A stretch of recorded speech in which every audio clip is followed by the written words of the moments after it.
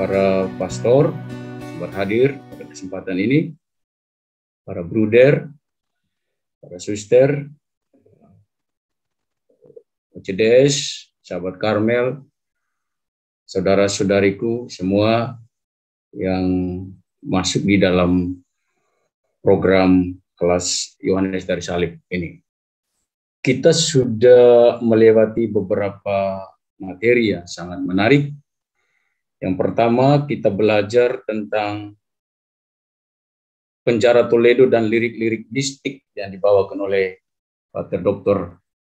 Chris Surinono dengan subtemanya yaitu hidup sebagai proses mengalami Allah menurut pengalaman dan ajaran Santo Yohanes dari Salib. Lalu pada kelas kedua itu juga dijelaskan tentang simbol, makna simbol atau analogi dalam karya-karya Yohanes dari Salib. Selanjutnya kita juga sudah masuk di dalam satu tema yang sangat sentral di dalam doktrin atau ajaran Yohanes dari Salib, yaitu cinta sebagai dasar spiritualitas Santo Yohanes dari Salib. Lalu beberapa waktu yang lalu Pater Remi menjelaskan tentang malam gelap, proses pemurnian daya-daya indrawi, dan beliau sudah menjelaskan beberapa gagasan pokok yang akan sangat membantu kita untuk melihat tema yang akan kita bicarakan pada sore hari ini. Tentu saja dalam suasana dan semangat Santo Yohanes dari Salib. Saudara-saudari, teman-teman sekalian, kita bicara tentang sahabat saja itu penuh hati-hati. Apalagi sekarang kita bicara tentang musuh. Biasanya orang kalau bicara tentang musuh itu penuh geram, penuh kemarahan, bisa jadi. Semacam ada luka batin kalau bicara tentang musuh-musuh. Tapi malam ini saya mengajak kita dalam perspektif atau kondisi batin yang agak beda. Kita bicara tentang musuh tetapi dalam suasana sukacita. Karena musuh yang ini nih, itu musuh yang tidak datang dari sekedar datang dari luar, lalu kita membangun satu persepsi bahwa objek itu yang menyebabkan kemarahan kita, ketersinggungan kita, dan kita menjadi marah kan. Tapi yang ini, musuh ini, ya bisa memang karena ada di dalam kehidupan kita sehari-hari, di dalam diri kita. Kita yang sedang berziarah ini, kita berhadapan dengan musuh-musuh jiwa ini. Karena itu, sekali lagi saya ingin menekankan kita pada malam hari, mari kita bicara dengan penuh sukacita, gaya San Juan yang mampu menemukan pokok-pokok atau alasan-alasan fundamental mengapa musuh-musuh ini ada di dalam ziarah seorang peziarah yang mau menuju ke persatuan dengan Tuhan sebagai destinasi akhir dari sebuah ziarah rohani. Seperti kata Santo Agustinus, beliau katakan bahwa lebih mudah kita menghitung rambut di kepala kita daripada kita mulai mengecek perasaan dan pergerakan hati kita tentang kondisi batin kita. Apa saja yang ada di dalam hati kita itu sangat sulit menurut dia. Karena itu beliau menawarkan satu jalan yang sangat luar biasa, itu yang disebut dalam bahasa Latin disebut dengan liberum arbitrum atau free choice atau kehendak bebas. Dengan kehendak bebas itulah kita akan mendeteksi bagaimana musuh-musuh ini bekerja di dalam diri kita. Versi San Juan. Kalau kita cek di mana musuh-musuh jiwa itu terdapat dalam satu tulisan, maka itu kita akan menemukan di hampir semua karyanya. Ini selalu muncul. Penjelasan sebelumnya itu kita sudah diantar secara garis besar tentang tiga musuh ini: dunia, roh jahat, Di sini saya akan menampilkan kata roh jahat ini dalam 2-3 versi. Roh jahat, iblis, kadang-kadang setan, ya saya akan pakai itu. Tapi maksudnya sama. Ada 3 musuh yang dominan dalam tulisan yang kita lihat dalam judul tema kita pada sore hari ini, yaitu dunia, daging, dan roh jahat. Tetapi Yohanes juga masih menampilkan sisi lain dari musuh yang lain yang sering kali muncul di dalam tulisannya, yaitu dia sebut dengan apetitos desordenados, atau dalam bahasa Indonesia disebut dengan nafsu-nafsu tak teratur, atau keinginan-keinginan tak teratur. Ada beberapa kutipan dari kitab suci dan dari karya-karya Santo Yohanes Darip yang saya tidak tulis semuanya di sini. Itu akan saya kirim lewat board yang akan saya bagikan, tetapi melalui host. Kali ini saya hanya tampilkan lewat PowerPoint saja. Matius bilang, dan musuh orang ialah orang-orang seisi rumahnya. Ini sangat menarik ketika Yohanes mengambil tema ini, kalimat ini dijadikan sebagai refleksi kita pada sore hari. Dan musuh orang ialah orang-orang seisi rumahnya. Itu yang membuat Yohanes menulis, kalau memang musuh itu ada di dalam rumah, dan kita tahu rumah ini secara biblis, secara spiritual, teologis juga ada maknanya, ada banyak maknanya. Rumah selain satu bangunan itu yang dimana orang berkumpul di dalam, orang tinggal di dalam, tetapi rumah itu juga satu kondisi hati kita. Rumah adalah diri kita sendiri. Maka Yohanes bilang begini, kalau ada musuh itu ada di dalam rumah, dia tulis, aku keluar tanpa dilihat, rumah kini seluruhnya sepi. Ini bahasa-bahasa figuratif atau bahasa-bahasa kiasan yang akan mengantar kita untuk menemukan siapa itu musuh sebenarnya. Dia bilang isi rumahnya adalah mereka yang bila terjaga akan menjadi hambatan terus-menerus bagi penerimaan kebaikan apapun dan selalu menentang perginya jiwa secara bebas meninggalkan mereka. Lalu ada musuh lain selain yang saya katakan tadi, yaitu apetitos desordenados atau nafsu-nafsu tak beraturan. Yohanes juga menyinggung yang lain, yaitu los apetitos imperfectos atau selera yang tidak sempurna. Saya menggunakan kata selera daripada nafsu. Selera yang tidak sempurna. Misalnya selera makan berlebihan. Ini juga masuk dalam selera yang tidak sempurna. Ya. Makan profesional. Orang Spanyol itu bilang comer en moderación, makan secara moderasi. Jadi profesional. Yang ini kalau sudah tidak sempurna berarti sudah over, sudah berlebihan itu. Tapi bukan hanya soal ini. Selera itu ada macam-macam yang membuat kita akan menemukan titik tidak sempurna itu di mana, yang dapat menyingkirkan kehidupan rohani kita dari jiwa kita, dari diri kita.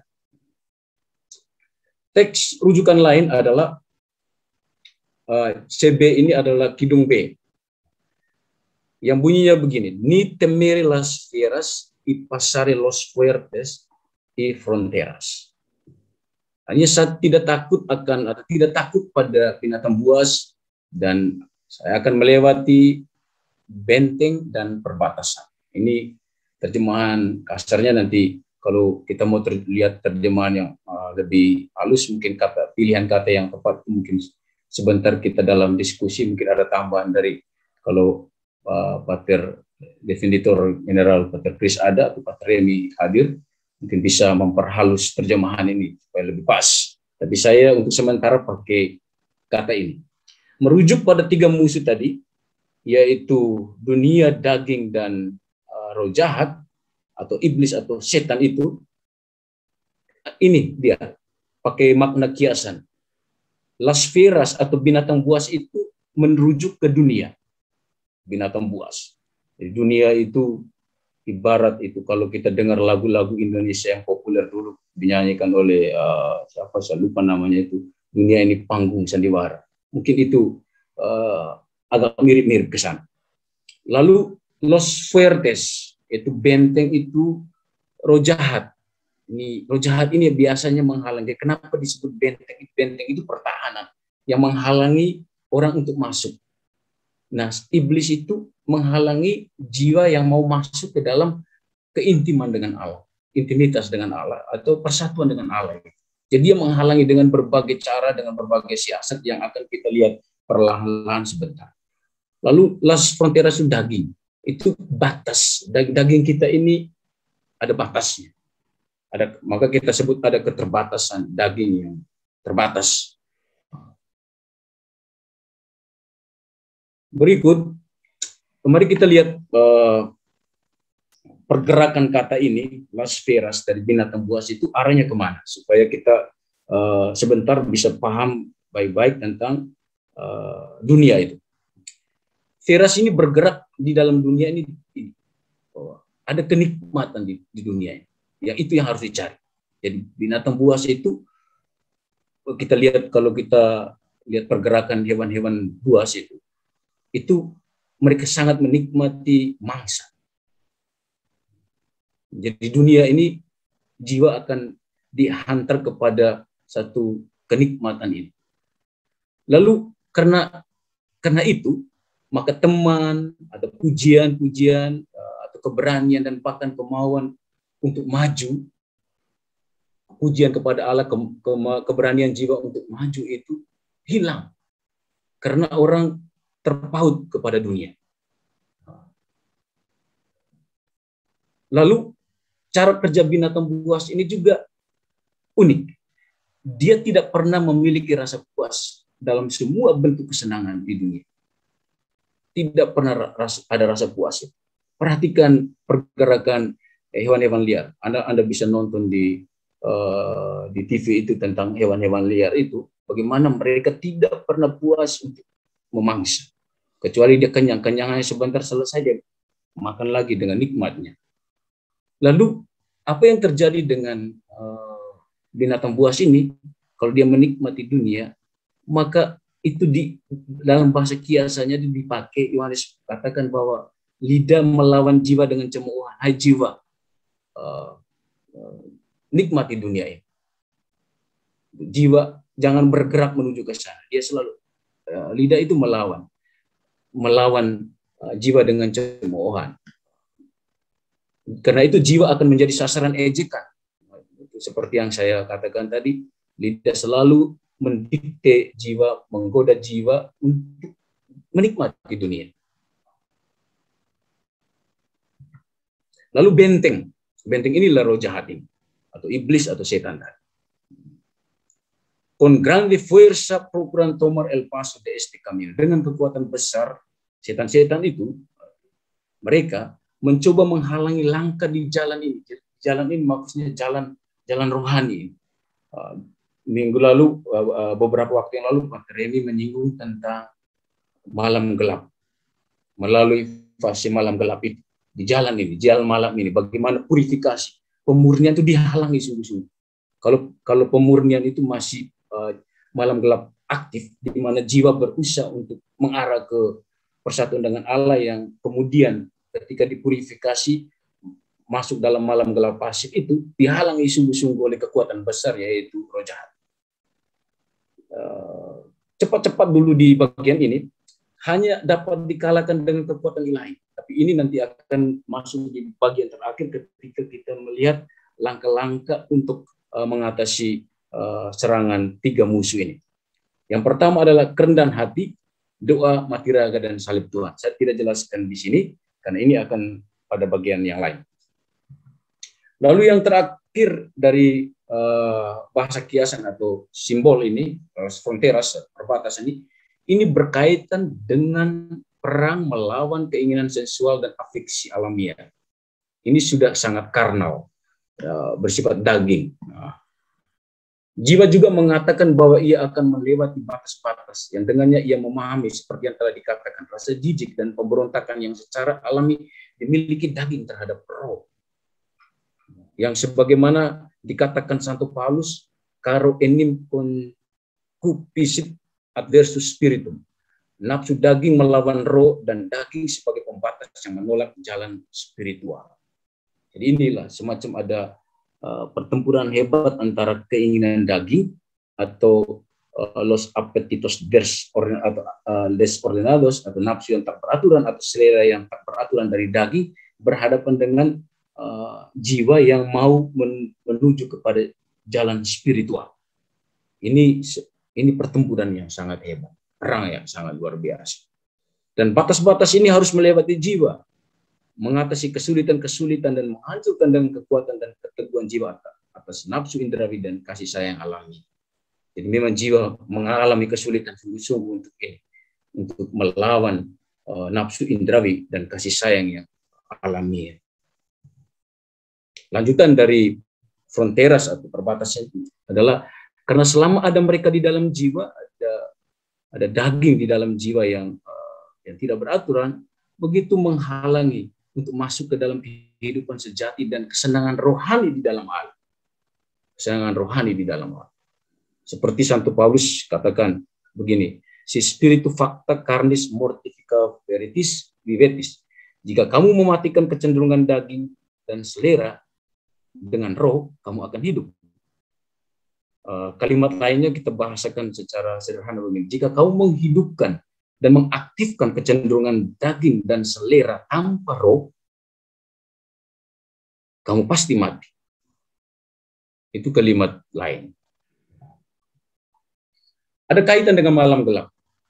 Ini saya tidak panjang lebar di sini karena ini sudah dijelaskan dengan sangat baik oleh Pater Remi kali lalu. Kita hanya lihat secara garis besarnya saja. Malam gelap itu sudah ditegaskan oleh Santo Yohanes sebagai proses atau katakanlah ujian bagi jiwa untuk berhadapan dengan tiga musuh tadi, atau batin, ujian bagi batin yang diatur dan dikirim oleh Tuhan. Saya membaca kalimat ini, saya teringat akan bagaimana Ayub berhadapan dengan iblis yang diizinkan oleh Allah untuk menguji Ayub itu, menguji kesetiaan Ayub kepada Allah. Dan orang yang hidup di dalam roh seperti Ayub tetap bertahan, walaupun dengan beberapa keluhan kepada Allah, tapi stabilitas imannya itu, pengharapannya itu tetap di dalam Allah, sehingga dia bisa mengalahkan itu. Kasusnya dalam kasus malam gelap Pasit Indra, khususnya dalam kasus malam gelap Pasit Indra, jiwa benar-benar mau dimurnikan Allah untuk bebas dari dunia daging dan iblis. Ini hanya masuk sepintas saja karena sudah dijelaskan oleh Pater Remi. Saya hanya sampai di sini saya tentang malam gelap. Mari kita lihat lebih detail. Dunia. Tentu saja kita akan bertanya, apakah dunia sejahat itu sehingga harus menjadi musuh? Kenapa Yohanes katakan dunia ini sebagai musuh? Apakah ini menjadi tidak seimbang di dalam atau tidak menjadi lebih objektif? Kalau dunia hanya dimasukkan dalam satu ruang sebagai musuh, tentu tidak. Yohanes tidak melihat itu. Mari kita lihat bersama-sama apa maksudnya. Ruang bagi semua ciptaan. Di Kidung B berkaitan dengan kebijaksanaan 1:7, itu Yohanes menulis sebab roh Tuhan memenuhi dunia semesta. Ini roh Tuhan memenuhi dunia semesta. Positif sekali dan sangat agung. Roh Tuhan memenuhi dunia semesta. Besok kita akan merayakan pesta Yesus, Raja Alam Semesta. Sangat positif. Dan ia merangkum segala-galanya, mengetahui apapun yang disuarakan. Ini sangat menarik. Jadi dunia dalam tahap ini sangat positif. Kidung B nomor 43 atau Kantiko B, jiwa tergerak untuk mencintai Tuhannya yang tercinta dengan mempertimbangkan ciptaan-ciptaan. melihat mereka sebagai karya yang dibuat oleh tangannya sendiri. Dunia ini sebagai karya yang dibuat oleh tangannya sendiri. Kalimat lain dalam Kidung B, bab 5 nomor 1. Tuhan menciptakan segala sesuatu dengan sangat mudah dan singkat. Dan di dalamnya dia meninggalkan beberapa jejak tentang siapa dia. Tidak hanya memberi eksistensi, bahkan memberi mereka rakyat yang terhitung banyaknya. Ini berkaitan dengan meditasi atau kontemplasi. Biasanya kita pakai dalam meditasi alam atau kontemplasi ciptaan. Karena apa?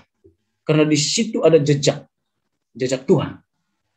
Lalu ada orang yang misalnya merenungkan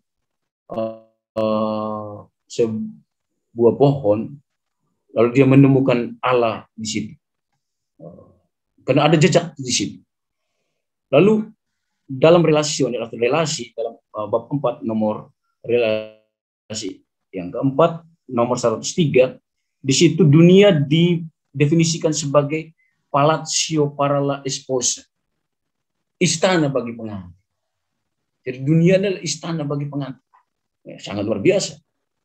Dan dia menegaskan kembali dalam kalimat lain di dalam Kidung B bab 5 nomor 3, semua ciptaan adalah karya minor dari Allah, karya kecil dari Allah. Yang paling besar adalah inkarnasi Sabda, yaitu Yesus Kristus. Dan itu di dunia ini. Itu sangat menarik.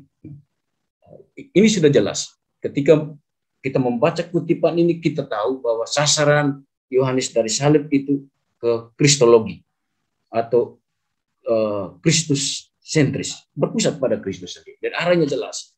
Kita melihat ciptaan, melihat dunia, lalu kita akan menuju kepada inkarnasi Sabda. Lanjutan dari dunia.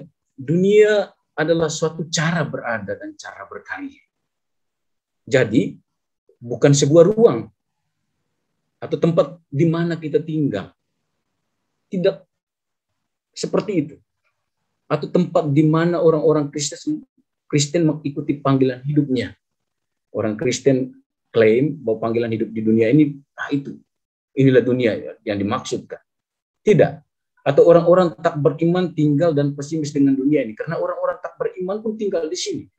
Dan mereka juga membangun seperti orang-orang beriman. Kadang-kadang pesimis dengan dunia ini.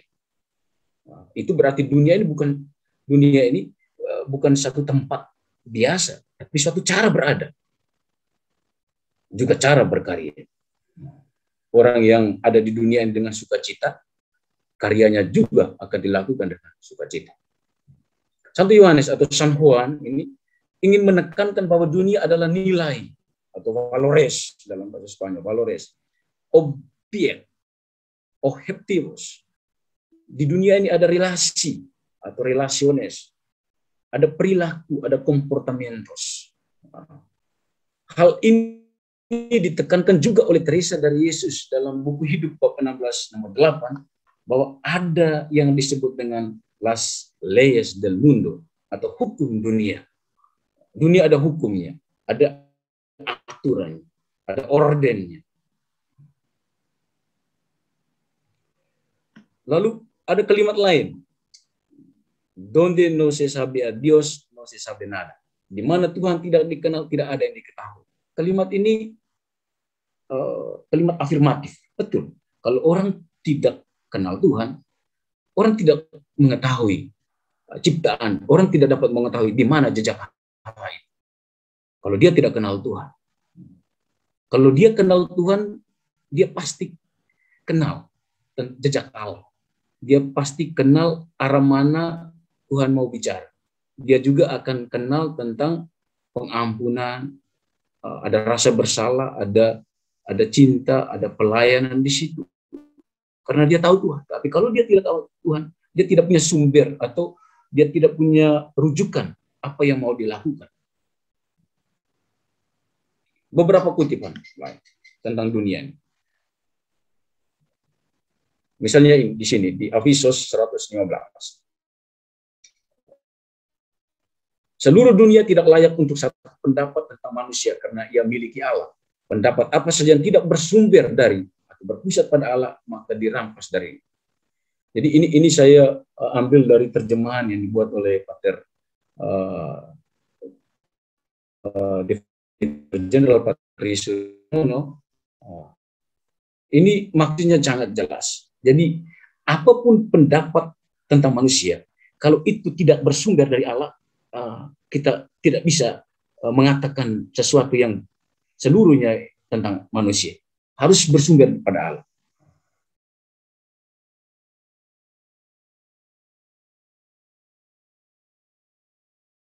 Lalu kutipan lain, misalnya di Kidung B, nomor 3, bab 39 nomor 7. Oh, kebutaan yang menyedihkan dari mata jiwa. Kebutaan yang menyedihkan dari mata jiwa. Karena begitu banyak cahaya membutakan. Dan begitu banyak suara yang membuatmu tuli. Ada suara yang membuat tuli, ada cahaya yang membutakan di dunia ini. Kita tidak melihat itu selama kamu mencari kuasa dan kemuliaan. Ini, selama kamu mencari kuasa dan kemuliaan, kamu tetap sengsara dan rendah dari semua kebaikan. Ini Santo Yohanes memberi wanti-wanti kepada kita, para peziarah rohani di jalan ini, di jalan malam gelap. Kita kalau mencari kuasa dan kemuliaan, kita akan sengsara dan rendah dari semua kebaikan. Seperti ini dia katakan tadi, begitu banyak cahaya kita, suara yang membuat tuli. Di sini saya kasih contoh dulu. Ada seseorang yang ada satu keluarga telepon orang Romo konsultasi karena anak mereka itu mengalami problem telinga. Kata keluarga ini mereka sudah bawa ke dokter ahli telinga itu. Tetapi dokter katakan telinganya baik, sehat, gendang telinganya semua yang perangkap telinganya itu dalam standar normal. Lalu dianjurkan untuk ke psikiater. Sampai di sana psikiater juga bilang ini anak baik-baik saja. Tetapi anak itu tetap punya masalah dengan telinga. Setiap kali dia mendengar suara apa saja itu dia badannya gemetar sampai dia demam. Sehingga dia tidak mau dengar suara apa. Akhirnya jalan diambil oleh keluarga, orang tuanya adalah tutup telinganya. Di telinganya itu ada kapas, setelah itu kapas ada lagi earphone, pokoknya macam-macam. Diplester supaya dia jangan dengar suara apa. Lalu telepon Romo itu. Romo bilang, oke, bawa ke pastoran saja. Kemudian sampai di pastoran, di paroki, di ruang konsultasi, anak ini berhadapan dengan Romo tadi dalam keadaan seperti itu. Semua kepalanya itu dengan topi, berlapis hanya untuk menghindari suara-suara yang masuk ke telinga. Lalu Romo itu diam dan menatap orang itu, anak itu. Mungkin 30 menit, Romo tanpa suara, tanpa bicara, hanya melihat ke arah anak itu. Anak itu, dia tanya, kenapa Romo tidak ngomong apa-apa? Lalu Romo jawab bilang, kalau saya bicara, kamu akan gemetar, kamu akan demam, dan kamu akan bermasalah di sini. Lebih baik saya diam. Lalu anak bilang, itu Romo. Ya masalahnya bukan suara Romo. Masalah adalah suara bapak dan mama saya yang membuat saya tuli. Itu. Jadi para orang tua yang hadir di sini, hati-hati bicara, anak-anak bisa pekak telinga mereka. Atau di biara-biara itu, para pemimpin biara itu, atau pastor paroki misalnya ada di sini, hati-hati bicara, nanti frater bisa stres itu, atau umat bisa pekak telinga mereka. Oke, kita lanjut. Dunia itu adalah ciptaan yang bukan kelezatan. Itu dalam buku pendakian 166. Ciptaan itu bukan kelezatan, sehingga sekedar nikmat. Bukan itu. Lalu dalam Kidung B lagi, hal-hal yang sia-sia dan menipu. Di dunia ini ada hal-hal yang sia-sia dan menipu. Dan itu perlu diwaspadai. Jadi, kesimpulan untuk sementara ini, masalah dunia bagi Santo Yohanes dari salib atau Sang Tuhan adalah sikap kita di hadapan barang-barang dunia dan seksual secara tak beraturan. Itulah yang membuat dunia menjadi musuh kita. dan musuh jiwa. Karena ini cara kita, komportamentos kita, perilaku kita di hadapan barang-barang dunia secara tak beratur. Ini yang akan menyebabkan dunia itu masuk dalam kategori musuh tadi. Ini roh jahat atau iblis. Ini sangat menarik. Saya baca di beberapa uraian tentang ini, el demonio, roh jahat ini atau iblis. Menurut Yohanes itu, ini yang paling berat, musuh yang paling besar. Jadi bukan soal dunia atau daging, tetapi ini roh jahat atau iblis. Mungkin kita sebentar pasti akan berdiskusi bahwa perang terhebat adalah perang melawan daging kita. Tapi dalam versi Yohanes ini, dia bilang ini yang menjadi pemicunya. Sampai daging dan dunia ini menjadi bermasalah. Jadi ini adalah sesuatu yang sangat berat untuk kita hadapi. Roh jahat bagi Santo Yohanes dari Salib, seperti yang ditekankan di dalam kautelas atau peringatan itu, adalah musuh jiwa. Kata demonio itu 267 kali. Setan atau satana itu 7 kali. Lalu si jahat 2 kali. Dan ada satu kata Aminadab itu 11 kali. Nama ini nih mengarah ke demonio ini. Roh jahat itu menanamkan akarnya di dalam apa?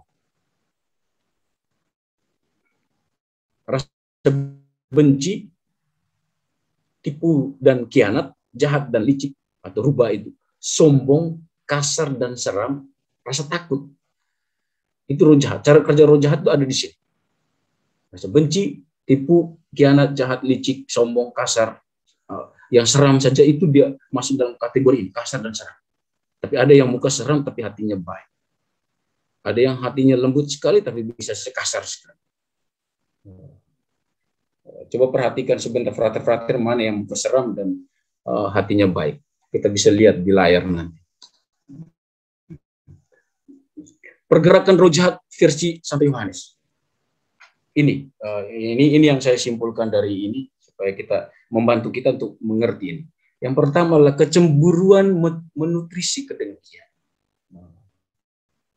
Kecemburuan itu membuat kedengkian itu makin bertumbuh subur. Lalu kebencian memicu kecemburuan. Rasa benci itu pasti akan membuat cemburu. Benci karena dia mendapat bagian yang lebih pada kerjanya sama, bahkan dia tidak kerja apa-apa juga dia dapat lebih, maka itu bisa memicu kecemburuan. Penipuan menghasilkan pengkhianatan.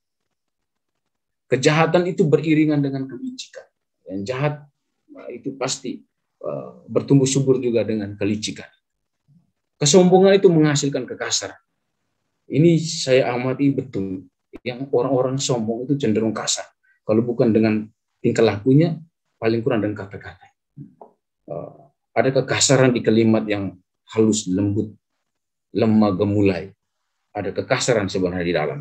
Itu kalau didasari dengan kesombongan. Moderator, apakah masih ada waktu? 5 menit lagi, Romo. 5 menit lagi? Oke. Cepat-cepat. Ya, sedikit lagi. Ya. Kita lihat sedikit lebih detail tentang cara kerja roh jahat tadi. Yang pertama, kebencian itu ada di dalam Kidung B 16:2.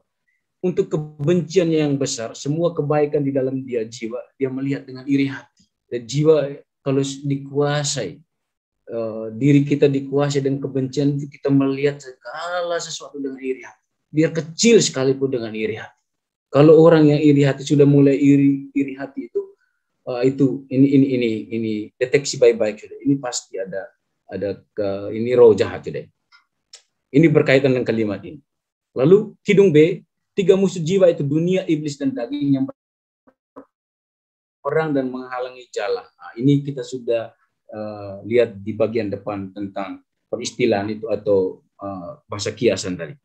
Lalu Kidung B39 dia katakan iblis sebagai musuh kedua disebut sebagai benteng karena mereka dengan kekuatan besar mengambil alih jalan ini. Ini juga sudah saya singgung tadi. Lalu kejahatan dan kelicikan itu. Yohanes mengutip Ayub juga 41, 6-7. Dikatakan punggungnya adalah perisai-perisai bersusuk. Jadi punggung, roh jahat itu seperti perisai-perisai berlapis-lapis dia. Terlekat rapat seperti meterai. Rapat hubungannya yang satu dengan yang lain sehingga angin tidak dapat masuk. Jadi dia menutup di dalam diri kita itu, dia pegang kuat sehingga cinta kasih, pengampunan, belas kasih, penyesalan itu rasanya tidak ada, tidak dapat masuk untuk ke jiwa kita ketika kejahatan dan kelicikan ini menguasai. Lalu malam gelap, singgung lagi penentang-penentang jiwa itu, dunia daging dan setan yang sudah disinggung oleh Pater Remi pada penjelasan Kailan. Lalu di dalam nyala api cinta itu Yama B 363, pembimbing buta kedua adalah setan yang mengganggu ketenangan batin orang. Jadi setan ini adalah pembimbing buta yang mengganggu ketenangan batin orang. Lalu kekuatan dan kehebatan ini dalam makna negatif, karena ini cara kerja setan. 3 musuh jiwa, dunia, iblis, dan daging yang berperang dan mempurus jalan ini. Tidak ada taranya, sangat kuat di atas muka bumi. Itulah makhluk yang tidak mengenal takut. Dan mereka ini tidak takut. Jadi benar-benar menyerang kita. Dan kalau jiwa kita atau diri kita itu memang dikuasai oleh kekuatan iblis ini, orang menjadi sangat tidak takut. Bahkan melakukan kejahatan model apa saja dia tidak takut. Karena dia tidak mengenal Tuhan.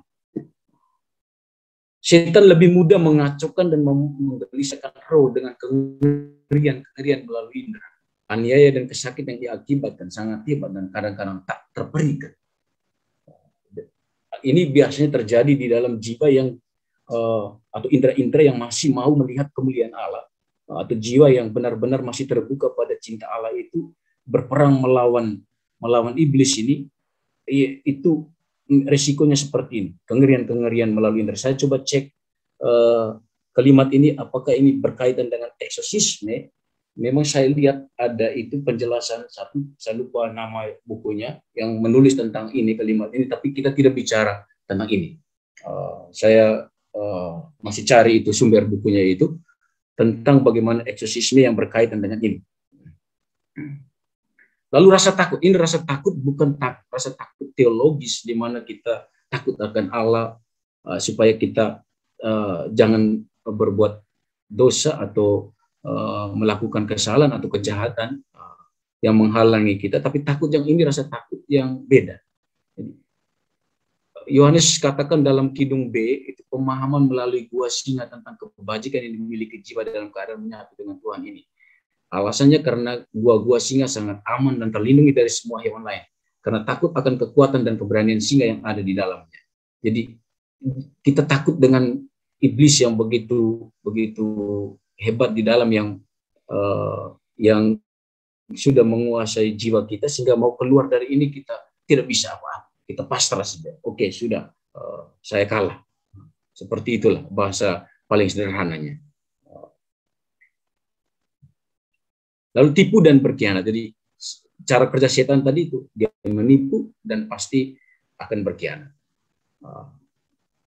Ini satu Korintus Santo Yohanes dari Salib mengutip 1 Korintus bab 11 ayat 14. Dia bilang hal itu tidak usah mengherankan sebab iblis pun menyamar sebagai malaikat terang.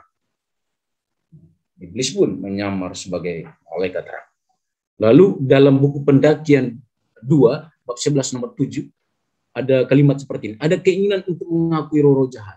Itu membuka pintu bagi iblis untuk menipu jiwa dalam hal serupa lainnya. Yang dia tidak tahu sangat baik untuk disembunyikan dan disamarkan. Sehingga mereka tampak seperti baik. Karena dia, iblis, sebagaimana Paulus katakan, yang mengubah dirinya menjadi malaikat terang. Ini kutipan langsung dari Yohanes dari Salib. Kesombongan. Orang-orang jahat dibujuk oleh kesombongan dan kecemburuan. Kesombongan itu berasal dari bahasa Latin, vanitas atau vanus, yang berarti kosong, tak berguna, sia-sia. Jadi kalau sombong itu sudah langsung harus paham sudah. Sekarang kita harus paham. Kalau kita mulai sombong berarti itu sia-sia sudah. itu tak berguna apa. Itu kosong. Dalam konteks musuh jiwa, Yohanes lebih memilih kata soberbia daripada wanita. Tapi kalau diterjemahkan ini mengarah dari kesombongan. Konteksnya ini.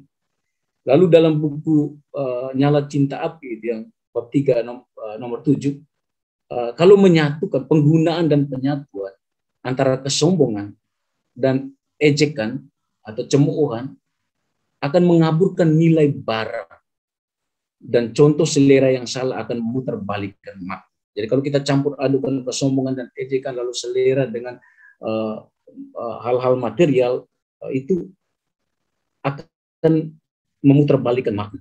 Kita tidak bisa menemukan makna yang otentik dari dunia ini. Lalu daging, tentang daging.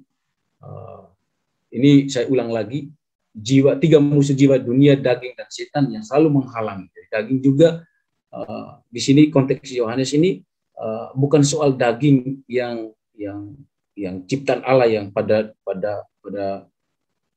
naturalnya itu baik, tapi ini soal gerak-gerik tak teratur dari daging itu, keinginan yang tak beraturan di dalam daging itu.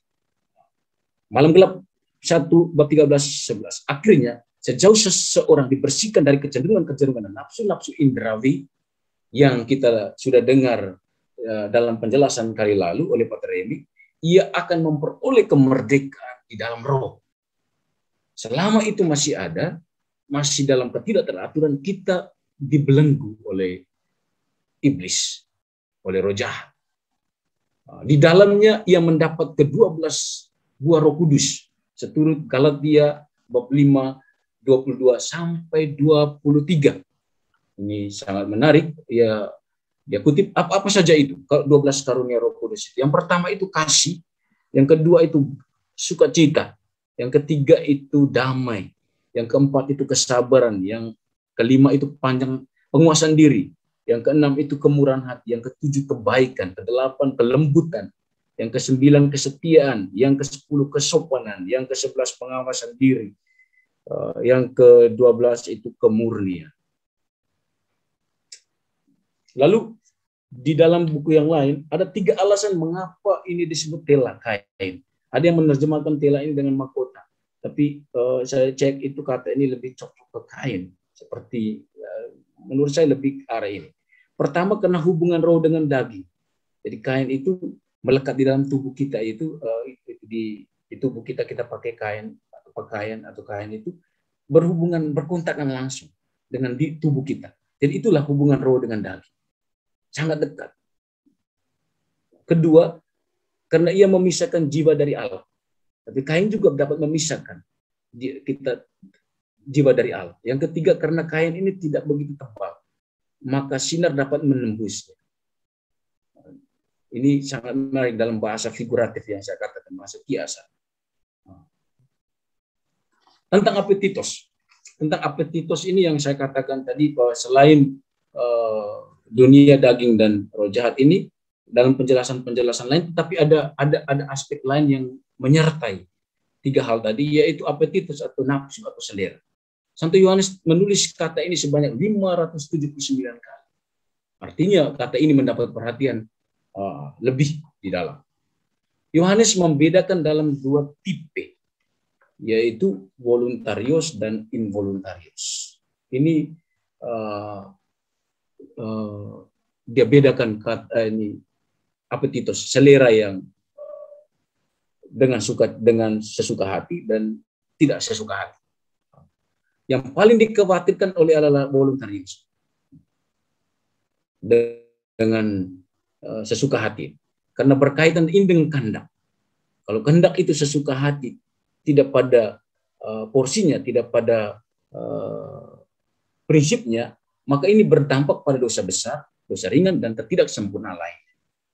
Sementara involuntarius atau nafsu alamiah ini tidak terlalu dicemaskan oleh Yohanes, karena ini berkaitan dengan kehendak rasional. Jadi ada kehendak rasional, ada pertimbangan itu. Kita sudah dengar Pater Chris pernah singgung ini tentang pengertian, tentang ingatan-ingatan, daya ingat itu tentang kehendak beberapa waktu yang lalu. Dan nafsu paling tinggi atau apetitos yang paling tinggi tingkatannya versi Santo Yohanes dari Salib adalah kita mau memisahkan Tuhan dari semua hal. Itu dengan kata lain, Tuhan, engkau di sana, aku di sini. Kau di situ, saya di sini. Seperti itu. Dengan tidak menjaga hukumnya berkaitan dengan hal-hal duniawi yang saya singgung tadi. Lalu cara mengatasi, ini bagian terakhir, cara mengatasi tiga musuh jiwa ini. Tentu saja ketika para saudara-saudari membaca berbagai metode untuk mengatasi keinginan daging atau dunia dan roh jahat ini, dalam berbagai sumber Anda akan menemukan banyak sekali cara, dan apalagi sangat menarik kalau itu ditulis oleh para kudus. Tapi saya mau melihat ini dari versi Santo Yohanes dari Salib karena ini berkaitan dengan kelas kita. Kalau kurang nanti ditambahkan lagi sebentar dalam diskusi kita. Yang pertama kata disprasada, itu katanya kata ini disamarkan, artinya disamarkan. Tapi ini figuratif.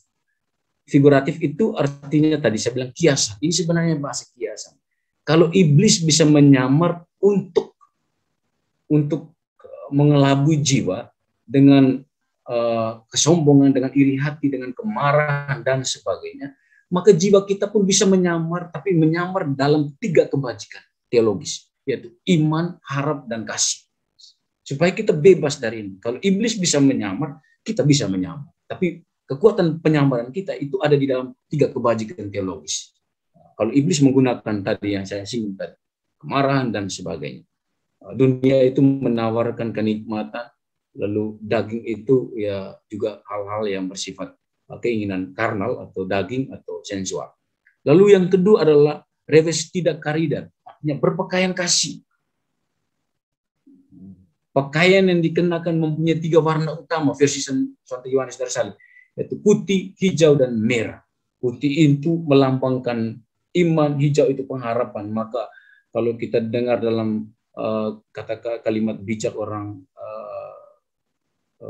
bahasa pos Latin itu, o verde, dalam bahasa Spanyol o verde es mi esperanza, oh hijau, engkaulah pengharapan. Itu hijau. Lalu merah itu kasih. Kalau kita lihat misalnya dalam pakaian liturgis, itu warna merah itu warna kemartiran. Kemartiran di dalam gereja Katolik itu dihayati adalah kasih yang altruis, kasih yang berkorban. Maka merah itu adalah kasih yang berkorban. Tapi kalau saya ini pakai baju merah di siang hari, itu Pak Remi pasti tidak bisa lihat saya. Terlalu menyolok. Kontras sekali dengan satu kulit. Lalu yang ketiga, reedukasi nafsu yang tak beraturan. Atau mendidik nafsu yang tak beraturan. Reorientasi, kata yang lain itu reorientasi. Atau reformasi supaya sampai kepada transformasi. Ini reedukasi. Hal ini berkaitan dengan purgation atau pemurnian. Pemurnian itu seperti apa sudah dijelaskan oleh Pak Remi. Nanti sebentar kalau mau tanya lagi, beliau mudah-mudahan beliau ada di sini. Lalu yang keempat adalah kesadaran untuk meneladani Yesus. Nah ini dia cara kerja kita orang beriman adalah harus sadar bahwa kita itu punya seorang figur sentral yang menjadi pusat perhatian kita. Titik pijak sekaligus titik akhir dari perjalanan kita itu Yesus. Karena kalau orang lain juga bisa yang tidak percaya kepada Tuhan atau tidak percaya kepada Yesus juga mereka bisa punya kesadaran. Tapi mereka tidak punya rujukan yang jelas. Kita ini punya rujukan yang sangat jelas yaitu Yesus. Mari kita lihat Yesus supaya kesadaran kita itu diarahkan. Tentu saja dengan satu kebebasan batin atau free choice atau liberum arbitrium. Cara mengatasi yang lainnya itu dengan mortifikasi atau mati raga atau pendisiplinan diri. Maka secara singkat struktur latihan-latihan rohani versi Yohanes dari Salib yaitu satu. Mortifikasi ini berkaitan dengan penitensi. Ada kehendak bebas untuk menyadari kesalahan kita dan kita mendisiplinkan diri. Lalu meditasi hal-hal rohani ini menggunakan pengertian, kehendak, dan ingatan. Lalu yang ketiga itu dia kontemplasi atau jalan kontemplasi, yaitu penyerahan diri pada kehendak Allah. Lalu yang terakhir yaitu dengan kebajikan-kebajikan, yaitu kasih sebagai pusat spiritualitas Santo Yohanes dari Salib, kerendahan hati yang disinggung juga oleh Santa Teresa dari Avila dan Yohanes dari Salib juga bicara tentang ini. Lalu kelepasan, kesabaran, dan sebagainya yang bisa kita lihat sendiri dalam kebajikan-kebajikan Kristiani. Terima kasih. Selamat malam. Diberi kesempatan 10 menit untuk menjawab satu pertanyaan ini nih, yang sudah di chat secara pribadi, yaitu dari Ibu Eliana BSD dari Tangerang Selatan. Pertanyaan demikian. Apa yang dimaksudkan dari negativitas atau penggelapan daya-daya jiwa yang tersebut dalam perjalanan hidup spiritualitasnya? Ini mohon penjelasannya. Maksud dari Santo Yohanes dari Salib yang menuliskan bahwa negativitas daya-daya jiwa tersebut berada pada tengah malam dalam tahapan perjalanan rohaninya, dan daya-daya jiwa tersebut menjadi gelap atau dibatalkan pada saat jiwa memasuki fajar awal dalam tahap iluminasi. Itu ya. Oke. Langsung jawab sekarang. Ya Pak. Kalau ikuti penjelasan hari lalu dari Pak saja, kalau kita baca dari karya-karya Santo Yohanes dari Salib tentang malam purifikasi, malam gelap, maka daya-daya jiwa itu seperti kehendak, pengertian, dan daya ingat atau ingatan-ingatan itu kalau memasuki malam pasif memang itu sudah pasif, negatif. Itu Allah yang dalam konsep itu Allah yang bergerak, yang menginisiasi, yang memberi anugerah pemurnian itu. Sementara kalau dalam tahap awal memang kendalanya adalah itu kita butuh kekuatan lebih ekstra dengan menggunakan iman, harap, dan kasih untuk masuk ke dalam malam gelap pasif. Karena itu masih usaha kita itu bisa saja dihalangi. Jadi dalam tahap pertama usaha kita itu tentu saja akan dihalangi dengan keinginan daging atau dunia tadi, dan juga iblis untuk mengelabui kita. Seperti itu. Baik, terima kasih Pater untuk jawabannya. Semoga terjawab dari pertanyaan Ibu Eliana tadi. Dan terima kasih untuk Pater yang sudah memberikan jawaban atas pertanyaan yang sudah diberikan kepada Pater, dan juga untuk materi yang begitu bagus dan menarik pada malam hari ini. Dan pada bagian berikut ini kita akan masuk ke dalam kelompok diskusi menurut kelompok kita masing-masing, dari kelompok 1 sampai dengan kelompok 8. Tentu saja ada 2 pertanyaan penuntun yang akan didiskusikan dalam dinamika kelompok nanti. Nanti saya bacakan di sini. Yang mungkin bisa screenshot silakan, dan bisa difoto supaya nanti bisa menjadi bahan untuk disiringkan bersama dalam kelompok. Yang pertama itu Santo Yohanes dari Salib mengajarkan bahwa ada 3 musuh jiwa. Yang pertama itu dunia, kedua roh jahat atau iblis, dan ketiga adalah daging. Dari ketiganya menurutmu atau menurut kita, manakah yang paling sulit dikalahkan dan yang menjadi penghambat bagi kemajuan rohanimu? Itu pertanyaan pertama.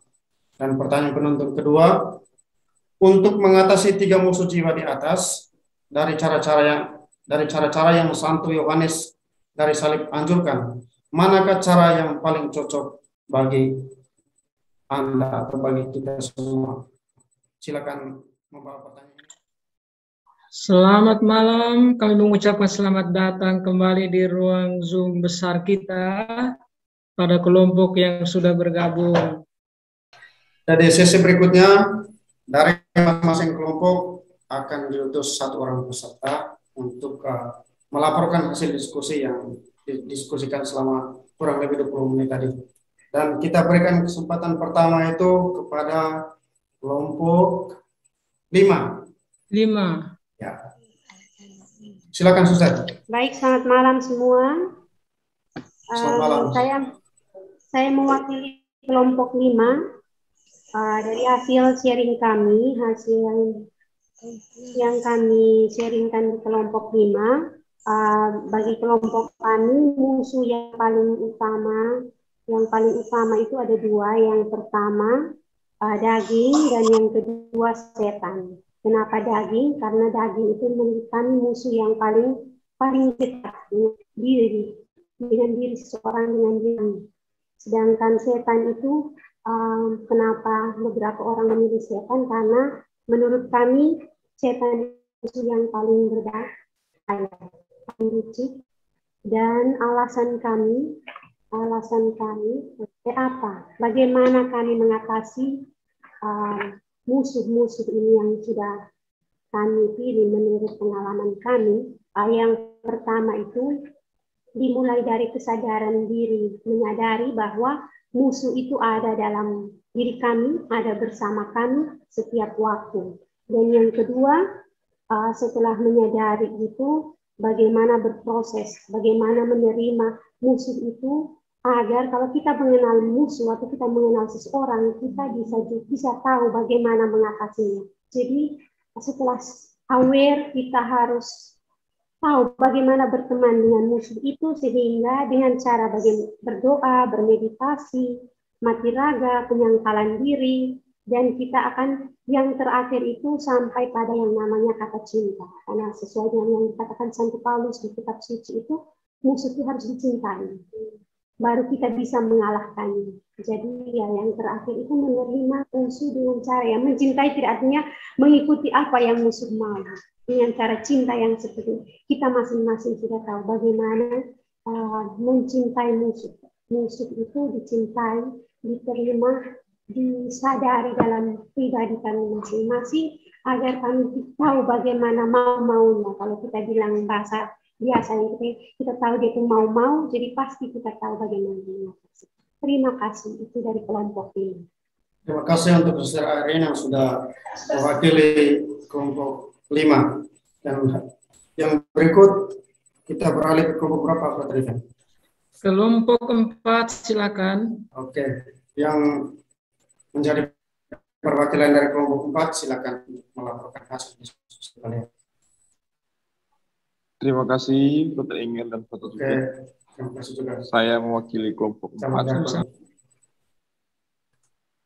Malam untuk kita semua. Dan jawaban ini merangkum 2 pertanyaan penuntun yang diberikan. Dan 2 terbanyak yang dipilih adalah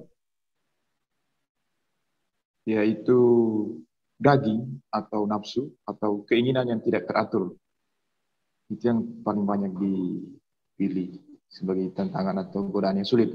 Dan yang kedua adalah setan. Dan berhadapan dengan daging dan setan, solusi atau cara mengatasinya, bahwa dari sharing-sharing yang dikatakan atau dibagikan itu, yaitu meningkatkan atau maksimalkan hidup penuh cinta kasih, cinta pada diri sendiri dan kepada orang-orang di sekitar kita, dan juga kepada Tuhan, juga berdoa, dan rendah hati menyadari kelemahan diri, dan tidak lupa juga meminta bantuan Tuhan agar diberikan kekuatan dalam menghadapi kesulitan daging dan menghadapi setan. Dan juga menarik untuk kesulitan-kesulitan ini, kita juga perlu, apa yang diseringkan, bahwa kita juga perlu bermati raga atau berpantang dan puasa.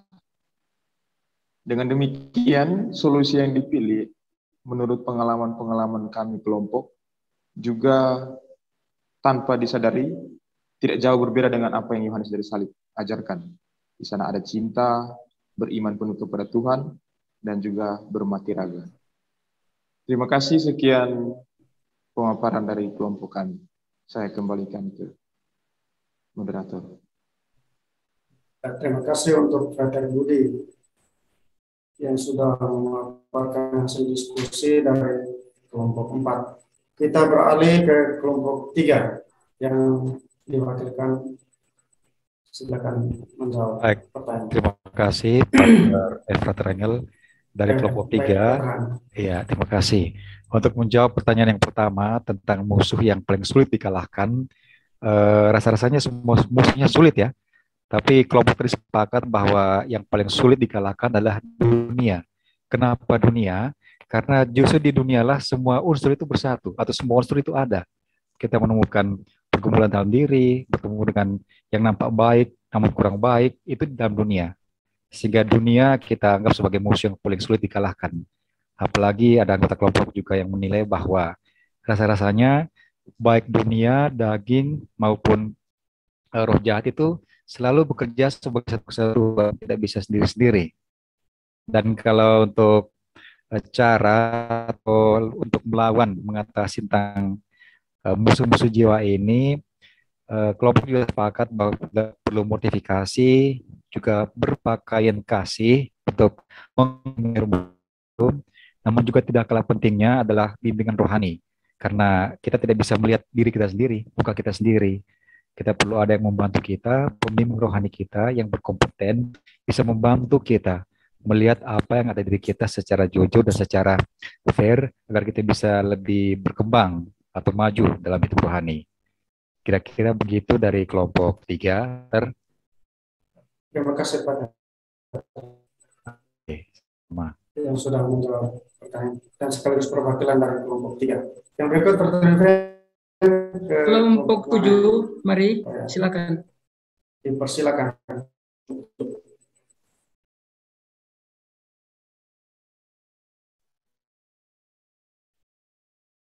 Baik, terima kasih. Saya mewakili kelompok 7. Ya, silakan, Frater.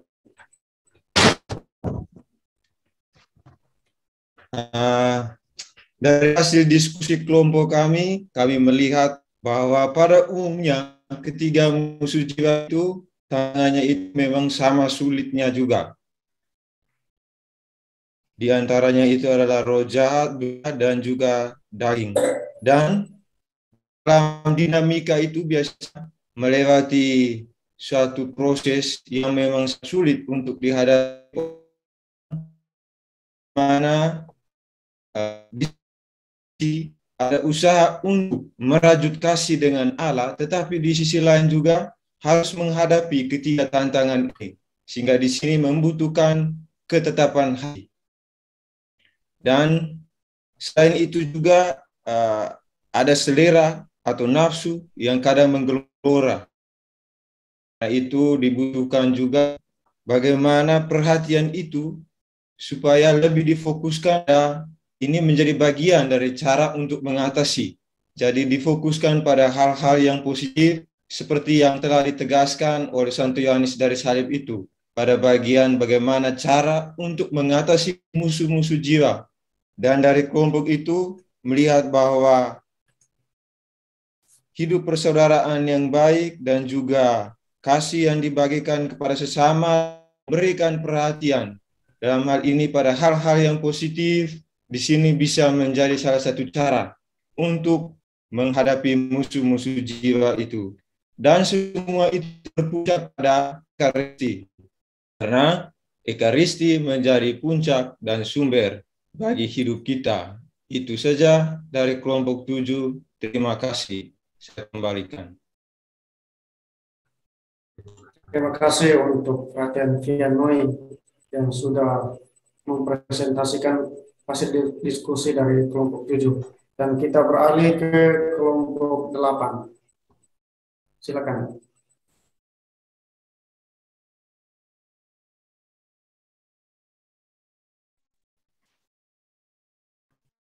Selamat malam untuk kita semua. Saya mewakili kelompok 8. Dari hasil diskusi kelompok kami, jawaban dari kelompok kami untuk nomor 1, kebanyakan dari anggota kelompok kami menjawab daging yang paling sulit untuk dikalahkan. Karena lebih sulit mengalahkan apa yang ada di dalam diri kami daripada diri. Kami dari komunitas novisiat menambahkan bahwa roh jahat yang paling sulit dikalahkan karena iblis menyamarkan dalam berbagai cara yang menyenangkan. Sehingga bila kita melihat dengan jelas, kita akan menemukan bahwa keinginan daging dan kelezatan duniawi adalah bentuk konkret dari pekerjaan roh jahat.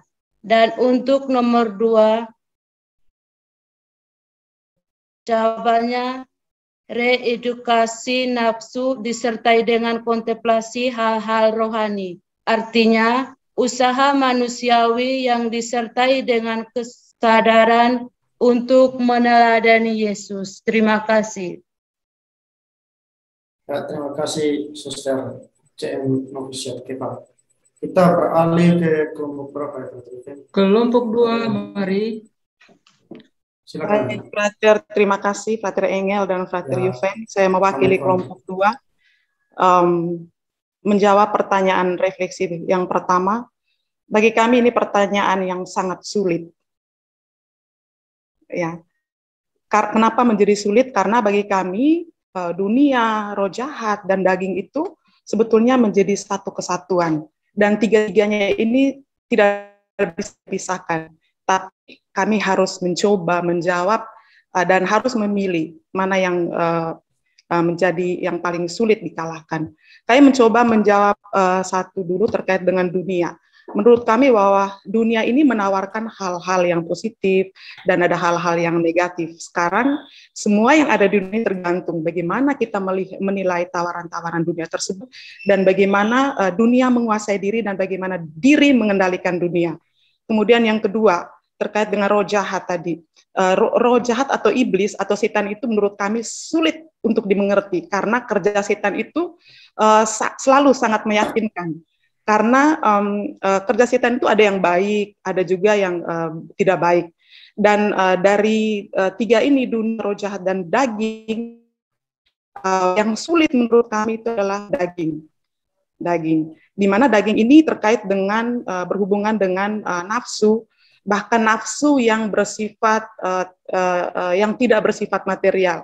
Misalkan ingin menang sendiri, ingin mau sendiri, egoisme, kemudian lebih senang mengalahkan orang lain daripada mengalahkan diri sendiri. Jadi menurut kami pertanyaan pertama ini yang sulit dikalahkan adalah daging. Kemudian dari hal yang sulit ini, apa yang harus kami lakukan?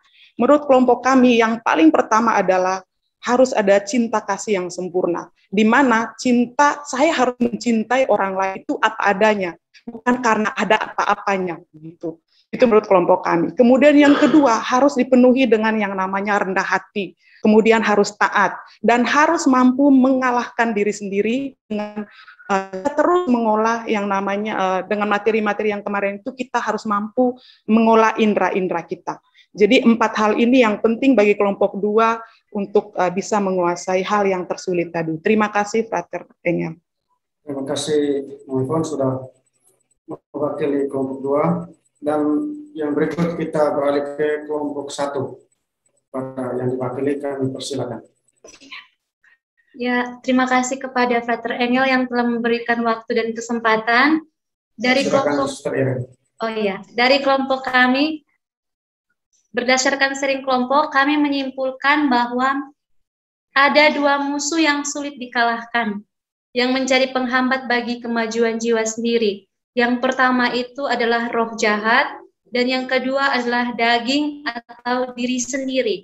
Untuk itu, cara mengatasinya, kami sepakat bahwa ada berbagai cara. Yang pertama itu berdoa, ada juga yang menyatakan bahwa jiwa perlu untuk bermati raga, jalan salib, refleksi, atau eksamen sebelum tidur, atau merenung diri sebelum beristirahat malam. Ada juga yang menjalankan 3 kebajikan teologis, iman, harap, dan kasih, serta mengenal diri sendiri dengan baik, mengenal kelemahan diri dan kelebihan diri, sehingga dengan demikian dapat menemukan cara untuk mengalahkan segala tantangan atau godaan yang muncul. Dan dari kelompok kami juga ada satu pertanyaan dari Ibu Paulina Aliandu. Ibu Paulina bertanya bahwa dalam penjelasan Pater Abdul tadi, Pater mengatakan bahwa lidah itu melawan jiwa. Jadi pertanyaannya, apakah ada makna khusus dari lidah tersebut? Apakah lidah dalam arti simbolis atau literal? Sekian dari kelompok kami. Mungkin Frater Johan mau menambahkan sedikit. Baik, saya tambahkan sedikit. Mengapa kami mengatakan bahwa roh jahat itu yang sulit dikalahkan? Karena menurut kelompok kami dari Ibu Prima bahwa roh jahat itu dia menggerogoti jiwa kita sejak lahir, sehingga kita berpikir tidak tenang, sehingga kita cemas dan lain. Lalu mengapa juga kami katakan bahwa yang paling berat juga adalah diri sendiri atau daging? Karena daging itu melekat dalam diri kita. Itu yang paling dekat dengan kita, yang tidak bisa kita lawan. Mungkin disinggung oleh Ibu Yvonne tadi bahwa mungkin kita ingin menang sendiri, kita ingin mengalahkan orang lain dan susah mengalahkan diri sendiri. Mungkin itulah yang menjadi refleksi kami. Dan cara mengatasi mungkin tambahan ya, salah satunya itu kasih dan kerendahan hati. Terima kasih. Terima kasih untuk Suster Miriam dengan Pater Johan yang sudah mewakili kelompok 1 menjawab pertanyaan diskusi. Lalu yang berikut Frater Johan, mungkin masih ada kelompok yang belum men-sharingkan hasil diskusinya.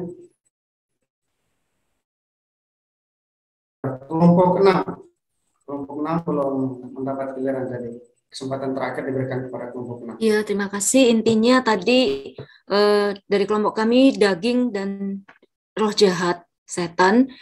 Daging lebih kasar ya, jadi lebih kelihatan, sedangkan roh jahat lebih halus, jadi lebih sulit untuk mengatasi. Lalu untuk mengatasi ya memang berdoa dengan sungguh-sungguh dan juga menjalankan kewajiban dengan penuh kerendahan hati dan ketabahan. Itu aja. Terima kasih, Frater. Baik, terima kasih untuk Ibu Eliana yang sudah mewakili kelompok 6 dan semuanya sudah mendapat giliran dan sudah mempresentasikan hasil diskusi dari masing-masing kelompok. Nah, Pater, berikut ini ada pertanyaan yang saya pilih. Yang pertama itu dari Ibu Magdalena. Bagaimana menurut Santo Yohanes dari salib dapat membedakan iblis yang menyamar sebagai malaikat terang? Pater mungkin bisa dijelaskan. Lalu yang kedua, satu bahwa dikatakan bahwa lidah itu melawan jiwa. Mungkin bisa diterangkan makna lidah status itu. Apakah jelas, Pater? Mohon diambil, Pater.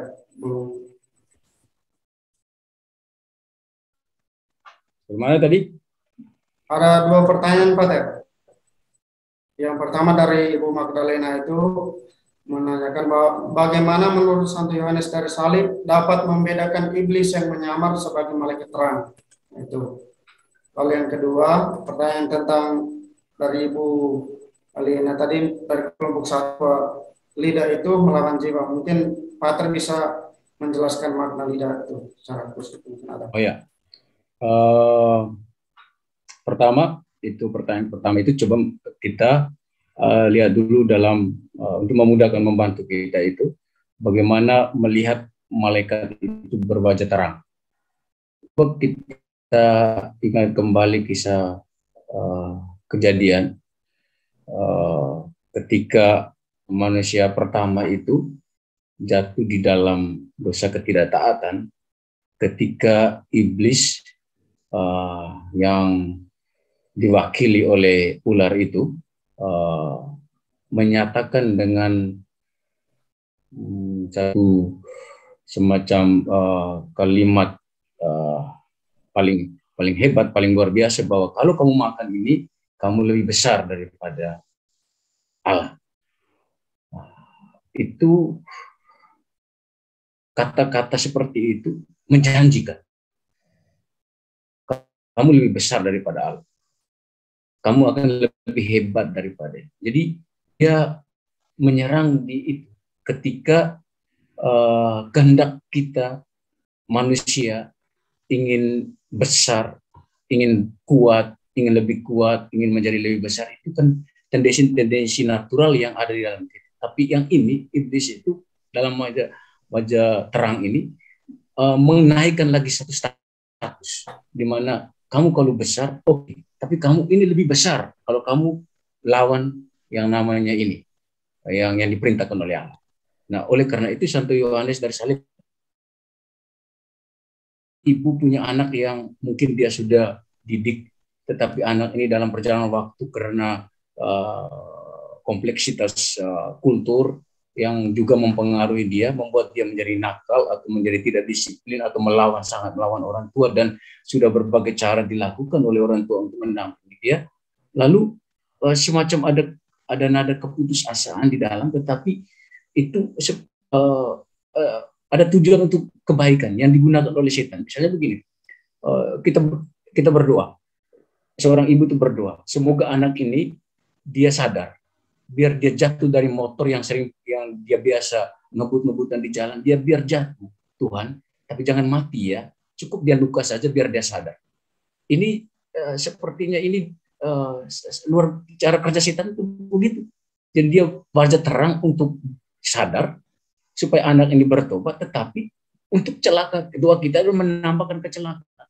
Jadi dia bermain seperti itu, makanya dia menyamarkan diri menjadi malaikat terang, tapi tujuannya selalu pada prinsipnya roh jahat itu tujuannya selalu pada keburukan. Karena akhir dari iblis itu pasti keburukan, kejahatan. Tidak ada roh jahat yang mau mengantar kita pada kebaikan. Tidak. Dia selalu terang di awal, baik di awal, tapi dia akan seret kepada apa yang dia mau. Kira-kira itu, Frater, saya kembalikan. Mungkin ada yang mau tambahkan atau bagaimana, silakan. Saya lanjut ke yang kedua dulu. Lidah tadi. Lidah itu juga bahasa atau kalimat figurat. Kalau adalah bahasa kiasan, di mana itu kata-kata. Itu soal kata-kata. Jadi cara kerja roh jahat atau apa itu membuat kata-kata ini, bisa saja kata-kata membuat diri kita makin inferior, makin rendah, membuat hati kita lebih condong ke arah mana, itu dari lidah. Nah, misalnya kalau jiwa ini mau berdoa, lidah bilang, jangan ngapain berdoa, mereka itu, lihat itu, bapak dan mama itu doa pulang, ribut, kacau, ngapain, jadi semacam itu. Jadi dia itu figuratif. Jadi kenapa lidah mengejek jiwa yang mau melangkah ke arah sana. Jadi lidah ini kan satu yang daging. Jadi kata-kata itu juga berkaitan dengan kedagingan, keinginan, apetitos kita. Mungkin itu singkat, mungkin ada yang mau tambahkan. Saya pikir ini Pater Kris ada di sini. Beliau bisa. Saya berikan kesempatan kepada Pater Kris. Pater, persilakan. Dan bisa menambahkan yang belum diterangkan oleh Pater Abdul tadi. Terima kasih. Selamat malam semuanya. Selamat malam, Pater. Senang bisa lihat lagi wajah-wajah semangat untuk belajar Yohanes dari Salib. Terima kasih Pater Abdul sudah menjelaskan bahannya tadi. Bahan tadi Pater Abdul lebih referensinya lebih ke buku Kidung Rohani dan Malam Gelap ya. Kita tahu dua buku ini punya latar belakang yang berbeda, yang dengan tujuannya untuk bagaimana supaya jiwa atau kita ini dalam proses berziarah, ya, Kidung Rohani itu seperti proses orang bagaimana menanggapi kasih Tuhan, dan itu ada musuh-musuhnya seperti yang atau penghalang-penghalang seperti tadi sudah dijelaskan secara baik sekali oleh Pater Abdul.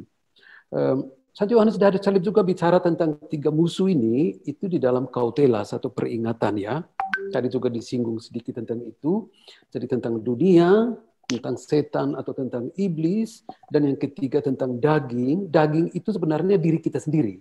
Itu penghalang. Nanti ketika Bapak Yohanes omong tentang di buku Nyala Cinta, juga dia menyebut pembimbing rohani juga itu penghalang, termasuk diri sendiri. Itu penghalang utama. Sehingga dia katakan itu dunia itu musuh terberat ya, tersulit. Musuh tersulit. Lalu setan itu musuh yang susah dimengerti. Cara kerjanya itu lembut dan begitu halus, setan. Bisa membuat kita terjerumus. Lalu daging itu resistensi, daging itu diri kita ya, itu berhubungan dengan kodrat manusia secara kodrati. Itu yang masuk ke dalam apa yang dikatakan oleh Pater Abdul tadi itu daging. Dan kita ini resistensinya tinggi sekali. Ya. Sehingga karena resistensinya begitu tinggi, dia akan ada sampai manusia itu kita ini mati secara kodrati. Itu baru hilang. Nah, kenapa Yohanes dari Salib omong semuanya ini? Ini sebenarnya ketika orang berjalan untuk bertumbuh dalam hidup rohani, dia akan mengalami hal-hal ini sebagai penghalang utama. Jadi tujuan objek terakhir dari musuh ini adalah bagaimana supaya itu dikuasai.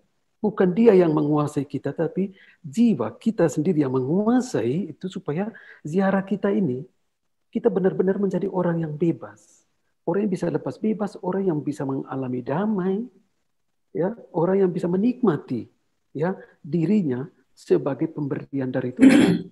Dan orang bisa menikmati dunia. Dan orang bisa menikmati secara kodrati dengan kacamata Tuhan.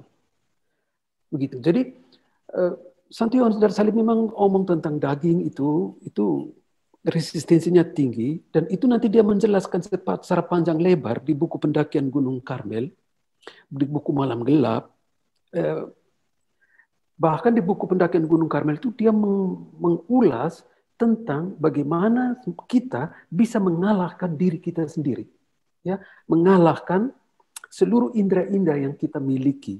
Ya, nafsu-nafsu yang kita miliki. Ini tidak hanya berhubungan nafsu misalnya dengan nafsu makan atau nafsu memiliki uang, memiliki banyak hal, tidak.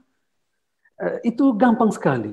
Saya memiliki handphone dan saya bisa gampang dengan mudah memberikan kepada orang lain.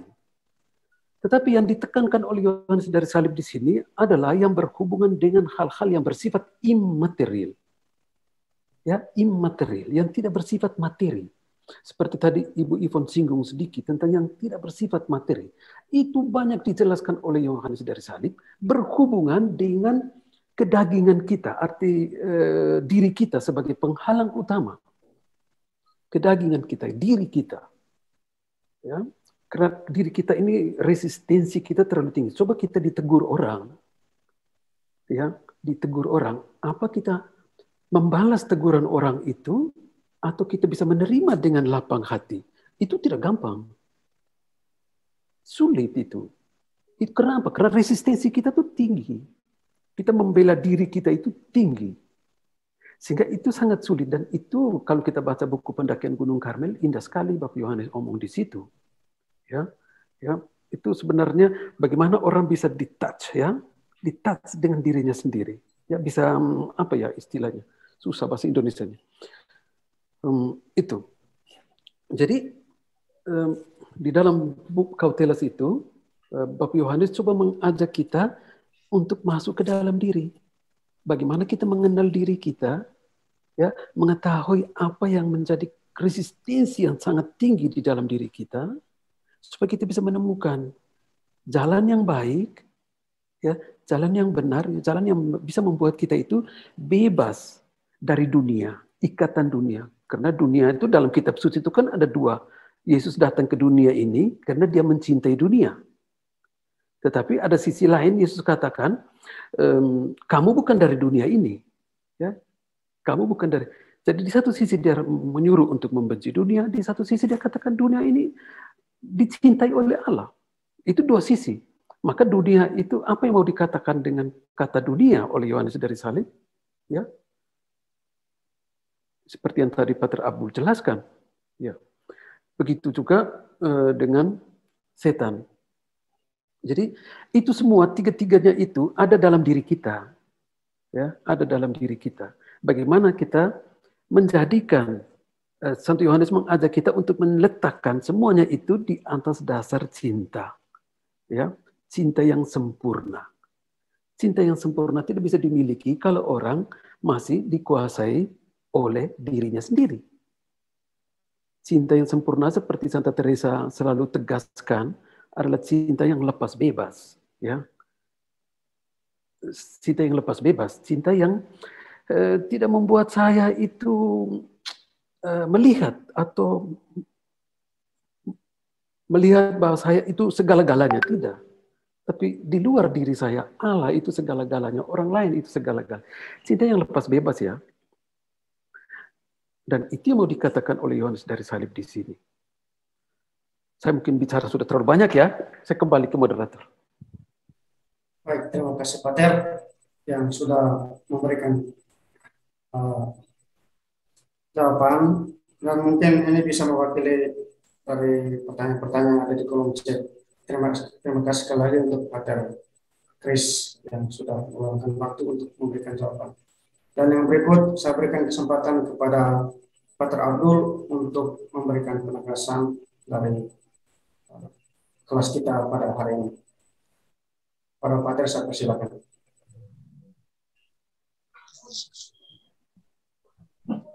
Baik, terima kasih atas tambahan yang sangat mencerahkan dari Pater Chris. Beliau dari Roma. Pater, salam ke Roma, Pater. Ya. Saudara-saudari, kita sudah melihat pokok-pokok pikiran dari Yohanes dari Salib tentang 3 musuh jiwa. Kita juga sudah melihat bagaimana orientasi Yohanes dari Salib untuk membantu kita sampai pada perjalanan di ujung perjalanan itu persatuan dengan Tuhan. Kita melihat 3 musuh jiwa ini dalam konteks yang lain. Yohanes akan mengajak kita bicara tentang ini sebagai satu distraksi spiritual atau gangguan-gangguan rohani yang menghalangi kita peziarah ini masuk ke ruang persatuan yang akrab dengan Tuhan. Setiap orang dari kita, jika itu kita kontekskan dalam kehidupan rohani kita sehari-hari, tentu perjuangan setiap orang berbeda. Ada orang yang bergulat seumur hidup dengan kedagingan. Ada orang yang ke dunia, ya. Ada orang yang berperang melawan roh jahat yang imaterial tadi, yang tidak dapat dideteksi, tetapi itu dia melalui bisikan-bisikan yang membuat orang menjadi sombong, orang menjadi rakus, orang menjadi dan sebagainya, yang karya-karya roh jahat yang seperti yang saya sampaikan tadi. Tapi ada orang yang juga berjuang dalam ketiga-tiganya. Ketika dia mulai start dalam perjuangan yang hebat untuk mengalahkan dirinya sampai pada persatuan dengan Tuhan.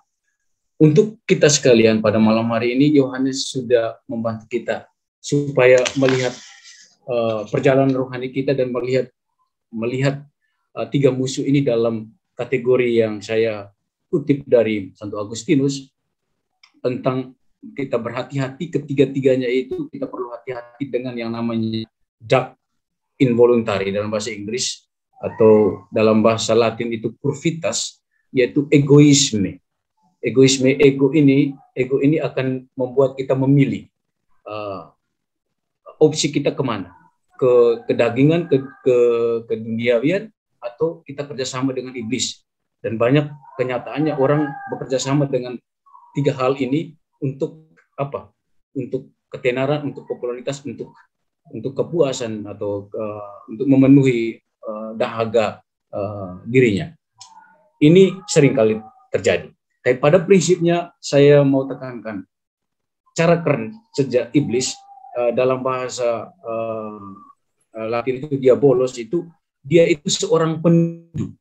Itu prinsip yang dalam kaitan dengan ini. Saya melihat ada satu artikel yang menulis Yohanes dari Salib itu mau menempatkan juga salah satu kriteria ini.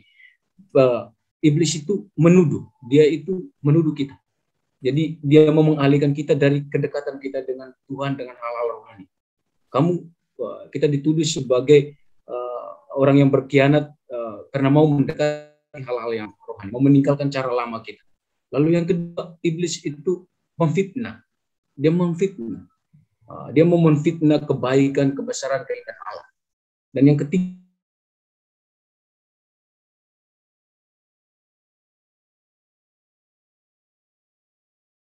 itu yang disebut dengan distraksi. Oleh karena itu, karena saya seperti kata pengantar tadi, saya sudah mengajak kita sekalian untuk melihat ini dengan sukacita, bahwa memang perjuangan kita selalu ada.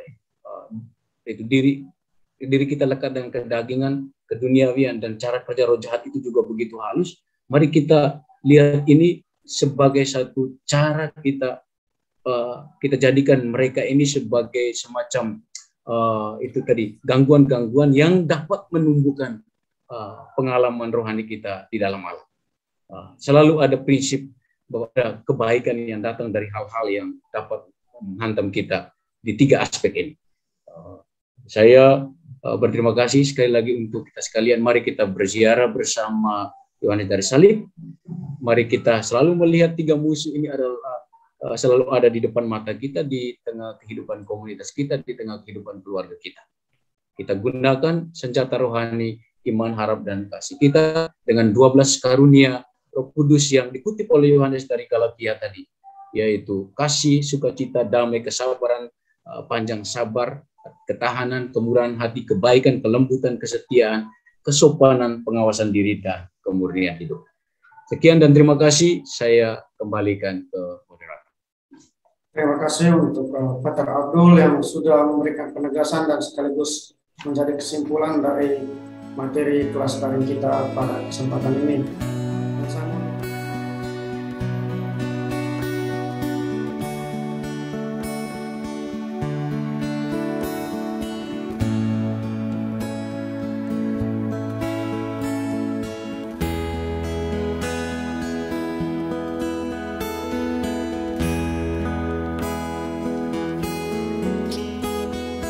Yeah.